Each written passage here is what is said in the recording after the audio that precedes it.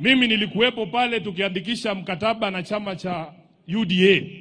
Na huo mkataba kuna mambo inazungumzia. Baba, watu wetu hawa walienda uchaguzi wa chama Kenya nzima. Na nataka niwashukuru wana ODM kwa sababu mlifanya uchaguzi kwa amani. Kulikuwa na sehemu chache ambazo zilikuwa na shida, lakini tutarekebisha. Lakini Mheshimiwa Raila, wiki moja kabla tufanye huu uchaguzi, nilipokea barua kutoka kwa msajili wa vyama. Msajili wa vyama ananiambia amekata bajeti ya chama cha ODM kwa shilingi milioni 42.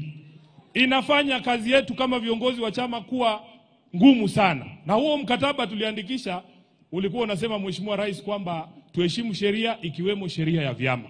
Mimi nataka kukuomba, kwa sababu tumeambiwa ati siku hizi treasury inalala sindo. Sijui chairman ya budget ako hapa ni mtu ya ODM. Mheshimiwa Junet, wakati unaangalia hiyo mabudget, tafadhali wekea wanachama wa ODM pesa yao chini ya sheria vile ambavyo inahitajika.